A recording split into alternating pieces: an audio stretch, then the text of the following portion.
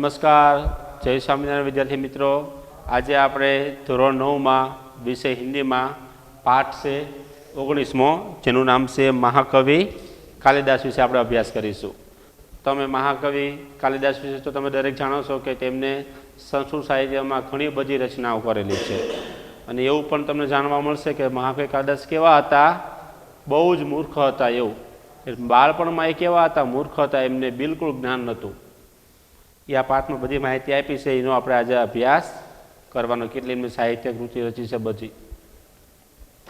મહાકવિ કાલિદાસ, એના લેખક છે નરપટ બારહટ હડવેચા। राजस्थानी संस्कृति के शोधकर्ता नरपट बारहट हडवेचा ने MA BEd की उपाधि प्राप्त की है। एमनो अभ्यासक्रम MA BEd के MA एटले मास्टर ऑफ आर्ट्स, एमने एक टीचरनी शू करे छे पदवी प्राप्त करेली छे। जयनारायण विश्वविद्यालय जोधपुर से वे संलग्न है। जयनारायण विश्वविद्यालय आया से राजस्थान में जी जोधपुर जिल्लो आवेलो छे त्यां आगळ शुं छे एनी साथे जोड़ायेला छे। उनकी विशेष रुचि काज लेखन में है। एमने बधारे रस के इंटरेस्ट में से लेखन कार्य में है। वे संस्कृति के प्रवाहों और प्रवाहों को समझने में यत्नशील है। महापुरुषों को नमन करते हुए आपने लिखा है, जिन्होंने देश सेवा की खातिर अपना घर परिवार छोड़कर ऐसो आराम त्याग कर भूखे प्यासे नंगे पाव रहकर देश को गुलामी की जंजीरों से मुक्त कराने के लिए सर्वस्व कुर्बान किया, वे वंदनीय है। જ્યારે આપણો ભારત દેશ અંગ્રેજોના શાસનમાં ગુલામ હતો તો એ સમયગાળામાં એમને કપડા વગર પછી ભૂખ્યા પ્યાસા બધી એમને એસો આરામનો ત્યાગ કર્યો અને ભારત દેશને આઝાદ કરવાનું એક એમને સૂત્ર અપનાવ્યું કે મારા દેશને શું કરવો છે, આઝાદ। એટલે ભારત માતાને જંજીરોમાંથી આઝાદ કરવા માટે એમને ઘણા બધા પ્રયત્નો કર્યા। એ વંદન માટે છે, વંદનીય કાર્ય કરેલું છે એમને। કોને? નરપટ બારહટ હડવેચાએ। महापुरुषों की जीवनियाँ आपकी प्रसिद्ध कृति है। इस संग्रह में कुल 60 प्रसिद्ध महापुरुष के जीवन चरित्र अंकित है। प्रस्तुत जीवन महाकवि कालिदास में कालिदास के जन्म और परिचय का एवं उनकी प्रसिद्ध साहित्यिक रचनाओं का विवरण है। आ पाठ में नरपट बारहट हडवेचाए जी कालिदासे जी 7 जेवा नाटको रचेला है एनी बधी बात करवामां आई है। दरेक में सीना विषय उल्लेख कर्यो छे। एनी पण आमां एमने माहिती टूंकमां आपेली छे। एमना जन्मथी एमनो अभ्यास केटलो हतो, कई रीते एमनो लग्न थया, बधी में एने आ पाठमां टूंकमां एमने रजूआत करेली छे। इस कृति से यह संदेश मिलता है कि किसी बच्चे को मूर्ख मानना यानी कि बुद्धू मानना नहीं चाहिए, क्योंकि वह मौका मिलते ही हीरे की तरह चमक सकते हैं। बहुत मोटी बात कीधी कि कोईपण व्यक्ति ने आपणे हमेशा मूर्ख ना मानवो जोईए। क्यारेक क्यारेक एना प्रयत्न अने बळथी अने आत्मविश्वासथी क्यांय ने क्यां सुधी पण शुं थाय छे ए पहोंची जाय छे, पण एनुं मन एनुं तैयार होवुं जोईए। माटे एने शुं करवी पड़े? मेहनत करवी पड़े। हवे आपणे पाठनी शरूआत करीए छीए। कालिदास को हम मात्र संस्कृत के महाकवि के रूप में जानते हैं। लेखक कहશે કે આપણને ખાલી શું ખબર છે કે કાલિદાસ છે શું છે, માત્ર સંસ્કૃતના મહાકવિ રૂપમાં જ આપણે એમને માનવી, પણ એમનું વર્તમાન કાળ ભૂતકાળ વિશે કે આપણને એના ભૂતકાળની કઈ માહિતી આપણને પાકી ખબર નથી। આગળ કહે છે, स्वयं महाकवि कालिदास ने अपने विषय में कुछ नहीं लिखा है। बीजो पॉइंट ये है कि महाकवि कालिदासे पोताना जीवन विषय कोई पाक्की माहिती लखेली नहीं। आधारभूत माहितीना लीधे बधी रचना बधुं ए पाठमां आपवामां आव्युं छे। कालिदासे कोईपण ग्रंथमां के कोई पुस्तकमां पोताना जन्म विषय के पोतानी रचना विषय कई जग्याए पण उल्लेख करेलो नथी। एना आगळ पाछळना जे लेखको छे एमणे एनो उल्लेख करेलो छे। हर्षचरित के शुरू में कवि बाण ने कालिदास का उल्लेख किया है। बीजा एक लेखक कोण छे? कवि बाण। एमने हर्षचरित नामनुं एक ग्रंथ लखेलुं छे, एमने कालिदासना उल्लेख किया है। एमने कालिदासनी शुं करी छे? बात करी छे। इसमें पता चलता है कि कालिदास बाण से पहले हुए हैं। हवे आगळ कहे छे કે કાલિદાસના આના ઉપરથી માહિતી મળે કે બાણે એમનો ઉલ્લેખ કર્યો છે શેમાં? હર્ષચરિતમાં. તો એમની પહેલાં કોણ થઈ ગયા છે? कालिदास। एक स्थान पर स्वयं कालिदास ने अपने अभिभावक के रूप में विक्रम नाम का उल्लेख किया है। विक्रम, चलो ये पहला एक शब्द समझिए, अभिभावक।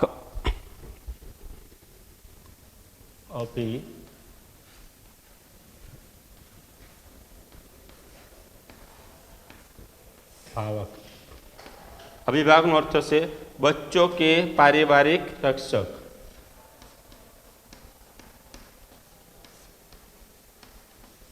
बच्चों के पारिवारिक रक्षक।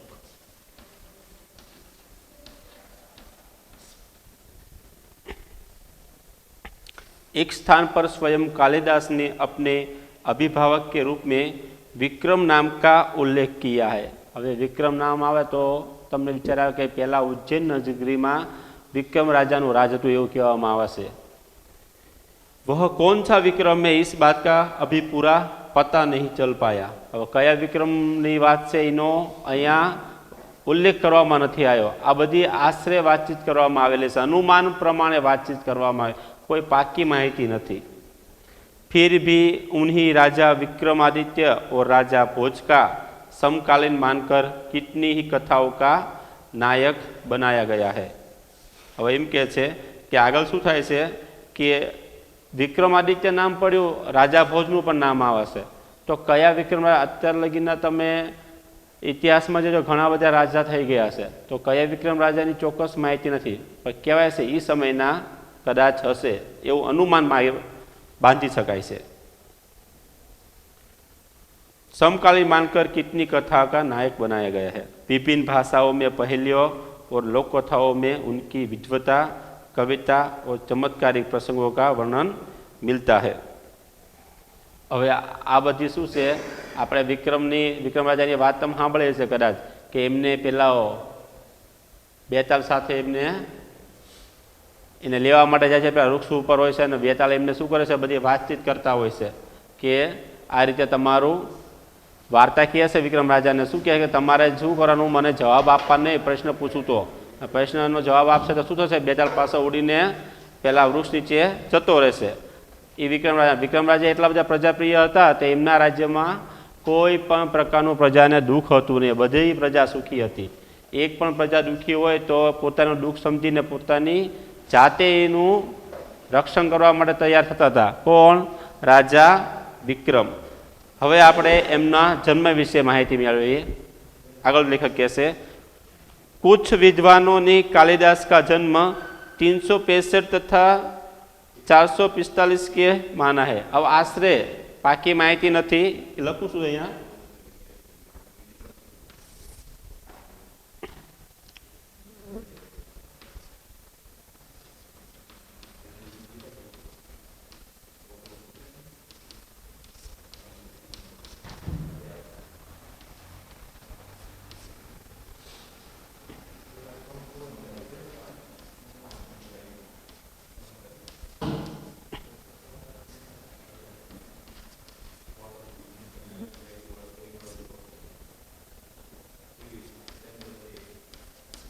माना जाता है।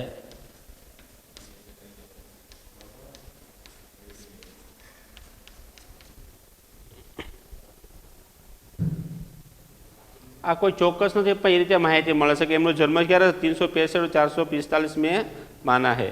महाकवि कालिदास के जन्म स्थान के बारे में ठीक ठीक पता नहीं चलता, एकदम चौक्कस माहिती नहीं मिलती कि आ माहिती कन्फर्म से चौक्कस एवी नहीं, ठीक ठीक पता चलता है।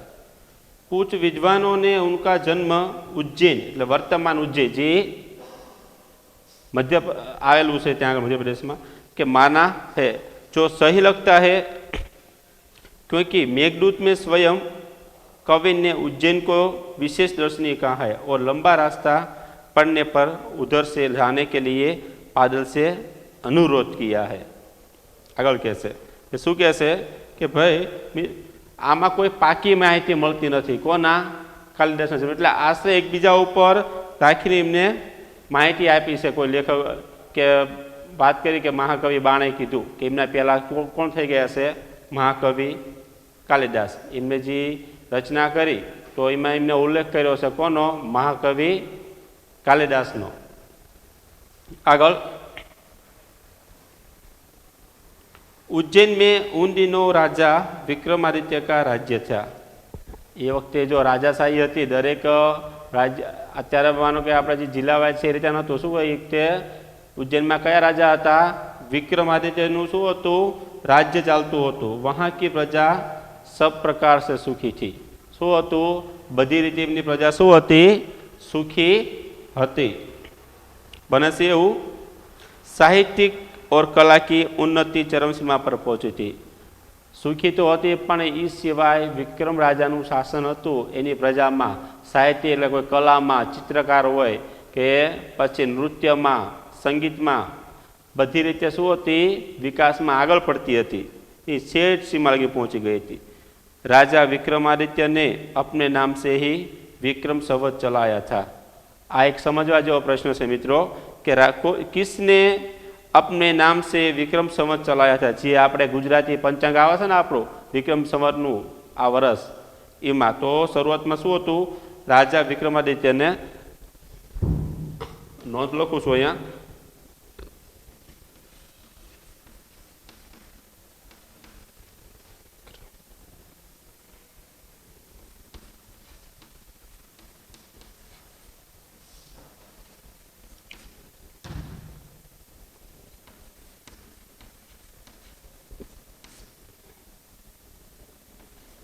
अपने नाम से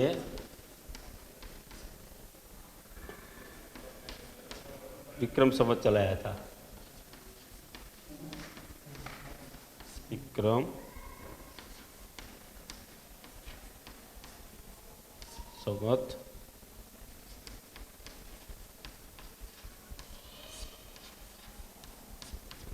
परीक्षा में मित्रों पूछाई सके तमारे कि किस राजा के नाम पर विक्रम संवत चलाया जा सकता है? तो कौन आवशे? विक्रम आदित्य. तमे अत्यारे जो कोई वर्ग 3 के वर्ग 2 परीक्षा करते हो तो 1 मार्क में आવો प्रश्न आई शके मित्रों. परीक्षा दृष्टिए आईएमपी से आवा प्रश्न आमांथी न पूछाय तो पछी एम के तो आ शुं आपणे याद राखीशुं आ प्रश्न हमेशा माटे. समय समय पर उन्होंने सोने के सिक्के भी चलवाए थे. बीजू शू कर्युं हतुं? समय समय प्रमाणे शू कर्युं हतुं? एमने सोनाना सिक्कानुं पण चलन कर्युं हतुं. उनके अनेक राज्यकाल का ठीक ठीक पता चलता है. विक्रमादित्य के शासनकाल में जितना वैभव देश में था, जितना साहित्य तथा कला की उन्नति हुई उतने कभी नहीं हुए. હવે રાજા પ્રજાપ્રિય હતું. પ્રજામાં શું હોય? પ્રજાના વિકાસમાં જ એમને વધારે શું હોય છે? રસ હોય છે. એટલા માટે શું કરે છે? એ પોતાના પ્રજા આગળ વધે ગમે તે ક્ષેત્રમાં, કોઈ ચિત્રકારમાં હોય કે નૃત્યમાં હોય કે સંગીતમાં, એમાં એને રુચિ પ્રમાણે આગળ નીકળવા માટે શું બધું મહેનત કરાવતા હતા. અને એમને પણ રસ હતો બધા સંગીતમાં બધામાં. એ કહે છે કે એમના સમયના જેટલી દેશ એ ઉજ્જૈન નગરી આગળ હતી એ બધામાં એટલું કોઈ પણ રાજાના શાસનમાં સમૃદ્ધ નહોતું, કોઈ સુખી નહોતું, કોઈ પણ પ્રકારની દુઃખ કે કોઈ પણ પ્રકારની કષ્ટ નથી પ્રજાને. સર્વ પ્રજા શું હતી? સુખી હતી. एक से बढ़कर एक कवि, साहित्यकार और वैज्ञानिक इस युग में उत्पन्न हुए. શું કહેશે? એમના સમયમાં એકથી વધારે એક કવિ, સાહિત્યકાર અને વૈજ્ઞાનિક इस युग में એમના સમયમાં શું થશે? उत्पन्न हुए. राजा विक्रमादित्य स्वयं साहित्य और संगीत के अच्छे जानकार છે.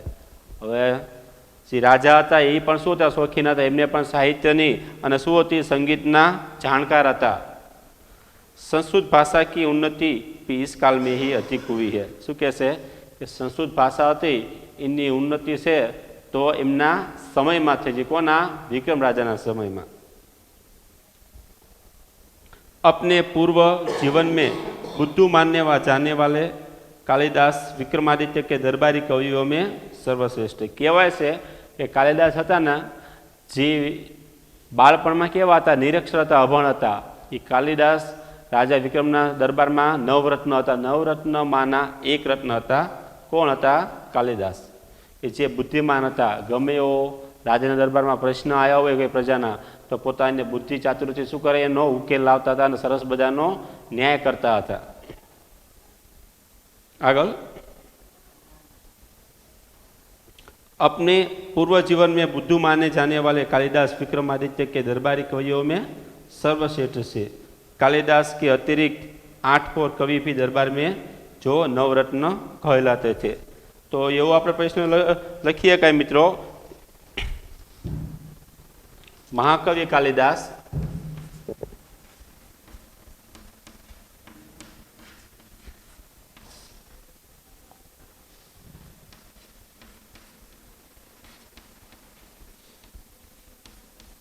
महाकवि कालिदास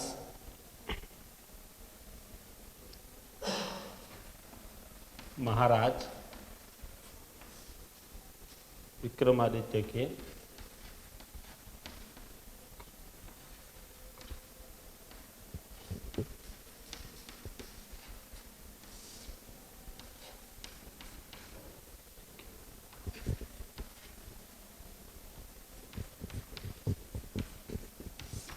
नवरत्नों में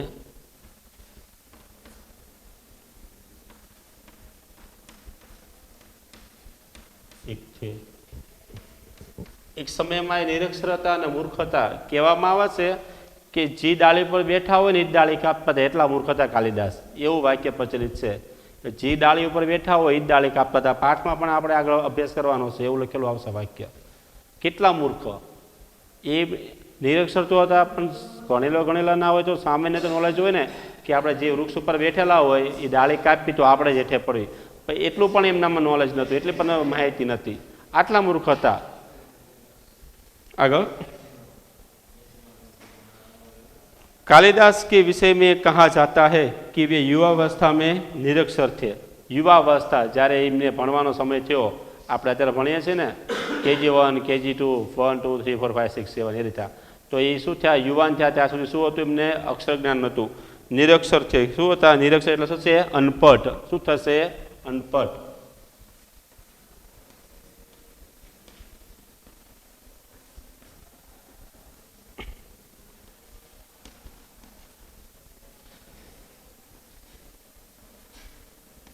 अनपढ़. अगल, जिस डाल पर बैठते हैं उसी ही काटते हैं. शू कैसे? जी डाल पर बेचता था, मैं बात करी आगे, ये डाली न कापता था. निरक्षर होने पर भी वह इतने विद्वान होने और महाकवि किस तरह बन गए, इसकी भी एक बड़ी विचित्र और रचक कहानी है. આટલા બધા મૂર્ખ હતા અને આટલું બધું સાહિત્ય સર્જનને વિદ્વાન બની ગયા, એમ પાછળનું એક સરસ મજાનું કારણ છે. એ વાત શું છે? બહુ રોચક છે, બહુ રસપ્રદ છે વાત. શું છે? બહુ રસપ્રદ છે. ઉન દિનો, હવે એ સમયની વાત કરે જ્યારે કાલિદાસ યુવાન હતા, નિરક્ષર હતા અને મહામૂર્ખ હતા. એ સમયમાં શું કહેશે? ઉન દિનો શારદાનંદ નામ એક રાજા થે. બાજુનું એક નગર હતું, એના રાજાનું નામ શું હતું? શારદાનંદ. उनकी एक गुणवती और विद्वान पुत्री थी. गुणवती એટલે શું? ગુણોમાં નિપુણ, એનામાં બધાએ શું હોય? ગુણ હોય. વિદ્વાન પુત્રી થી. શું હતી? વિદ્વાન. વિદ્વાન એટલે બધું એનામાં જ્ઞાન હતું. जिसका नाम विद्योतमा था. શું હતું? જેનું નામ વિદ્યોતમા. શું? વિદ્યોતમા બહુ સુંદર ઓર રૂપવતી, સરસ હતી, ભણવામાં અને બધા શાસ્ત્રમાં હોશિયાર હતી અને રૂપાળી પણ બહુ હતી. उसके रूप गुण और ज्ञान की प्रशंसा दूर दूर देशों तक फैली हुई थी. રાજાની કુંવરી હતી, બધી રીતે શાસ્ત્રમાં હોશિયાર હતી, ભણે ગણેલમાં બધી પારંગત હતી, તો એના વખાણ આજુબાજુના નગરોમાં દેશ વિદેશમાં પણ થવા લાગ્યા હતા. विद्योतमा को अपने रूप और गुण और ज्ञान का बड़ा घमंड था. હવે આ રાજકુમારીને શું છે? એ અભિમાની હતી, પોતાના રૂપનું અને પોતાના જ્ઞાનનું શું હતું? એને બહુ મોટું અભિમાન હતું. अपने विवाह के संबंध में उसने एक घोषणा कर रखी थी कि जो उसे शास्त्रार्थ में हरा देगा उसी के साथ वो अपना विवाह करेगी. પહેલાના સમયમાં શું થતું હતું? સ્વયંવર થતા હતા કે કોઈ એવી સ્પર્ધા રાખવામાં આવે અને સ્વયંવર જીતે. જે રીતે મહારાણી સીતાનો સ્વયંવર થયો હતો, તો શું હતું કે જેમાં શિવ ધનુષ ઉપાડવાનું હતું અને ધનુષ્યબાણ ચલાવવાનું હતું. દ્રૌપદીનો સ્વયંવર છે તો શું હતું? કે એમાં માછલીની આંખ વિધવાની હતી. તો આમાં આને શું કીધું કે જે મારી સાથે શાસ્ત્રાર્થ કરે અને મને હરાવી તો એની સાથે હું લગ્ન કરી. આવી ચુનૌતી કોને આપી હતી? સાદાનંદની કુંવરી હતી, રાજકુમારી નામ હતું વિદ્યોતમા. વિદ્યોતમા કો એ અભિમાન હતી, એને એટલું હતું મને કોઈ હરાવી શકશે नहीं. उसकी इस घोषणा की जानकारी जैसे जैसे पास पड़ोस के देशों तक पहुंचती गई, वहाँ के विद्वान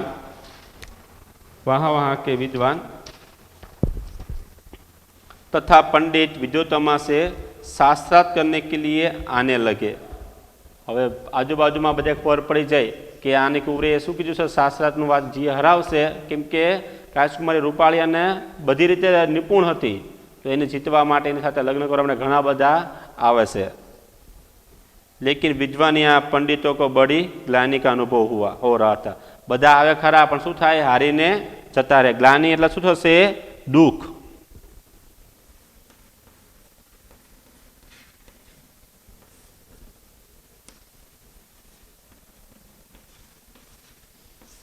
से दुख. और वे इसका बदला लेने का उपाय सोचने लगे थे. विद्वानों और पंडितों ने मिलकर तय किया कि विद्योतमा का विवाह किसी मूर्ख से करवा दिया जाए तो इसका घमंड टूट जाएगा और वे अपने अपमान का बदला भी ले सकेंगे. और બધા એની સાથે હારીને આવતા હતા પંડિતો વિદ્વાનો, તો એની સાથે બદલાની ભાવના સાથે કહેશે કે આ રાજકુમારીને અમે એક મૂર્ખ સાથે લગ્ન કરાવશું અને શું કરશું, મારા અપમાનનો બદલો અને એનો અભિમાનનો અમે नाश करीशु, ये योजना करे छे. अतः वे ऐसे मूर्ख की तलाश में रहने लगे. संयोग से उन्हें एक दिन एक ऐसा ही मूर्ख युवक मिल गया. वह पेड़ की किसी जिस डाल पर बैठा था उससे ही काट रहा था. समय जाए से अने शू करे छे, गोतता गोतता एक युवक पर नजर पड़े छे आ विद्वानों ने. तो युवक बैठो बैठो डाली पर बैठो बैठो जे बैठो होय छे ने ए डाली ज कापतो होय छे. पंडितों तथा विद्वानों को लगा कि उससे बड़ा मूर्ख और कौन होगा, कि आनाथी बीजो कोई दुनिया में पृथ्वी पर मूर्ख नहीं होगा. इसलिए पंडितों ने उसे पेड़ से नीचे उतारा और समझा बुझा कर एक सुंदर राजकुमारी से उसका विवाह करवा देने की बात कहकर लालच देकर अपने साथ चलने के लिए राजी किया. मूर्ख હતો એટલે પંડિતોની વાતોમાં આવી ગયો કે તને શું કરશું, એક રાજકુમારી સાથે તારા લગ્ન કરાવી આપીશું. पंडितों ने उसे मूर्ख युवक को यह बात अच्छी तरह समझा दी कि वह वहाँ कुछ नहीं बोलेगा और गूंगा बनाया. तारे अमारी साथे आवવાનું, तारे कशुं करवानुं नथी, बिल्कुल बोलवानुं नथी, तारे खाली इशारामां संकेतमां શું સંકેતમાં વાત કરવાની. એટલે આપણે એક જો મિત્રો ઘણી બધી ભાષા છે, આપણે જે શબ્દ દ્વારા બોલીએ છીએ ને એવી રીતે આપણે હું આમ કહે તો શું થાય, એક કે આમ બોલો 5 થઈ જાય, પછી આમ કહે તો શું કહે કે મને બોલાવશે, આમ ના પડો તો એ પણ ભાષા છે. અમુક આંખના ઇશારાની પણ શું હોય, આપણી ભાષા છે. પપ્પાનું મોઢું જો ગુસ્સાવાળું જો ખબર પડે છે આજનો મૂડ ખરાબ છે તો આપણે ઘરમાં કંઈ બોલીએ જ નહીં. એ પણ એક શું છે, આગવી ભાષા રહેલી છે. તો વિદ્યાર્થી મિત્રો, આજે આપણે આ પાઠમાં મહાકવિ કાલિદાસમાં આ પહેલા પાઠમાં આટલા સુધી આપણે અભ્યાસ કરવી છીએ. બીજો આગળનો પાઠ આપણે નેક્સ્ટ વિડીયોમાં અભ્યાસ કરીશું. દરેક વિદ્યાર્થી મિત્રો આ પાઠનું વાંચન અવશ્ય કરશે, ચોક્કસ. જય સ્વામિનારાયણ. અસ્તુ.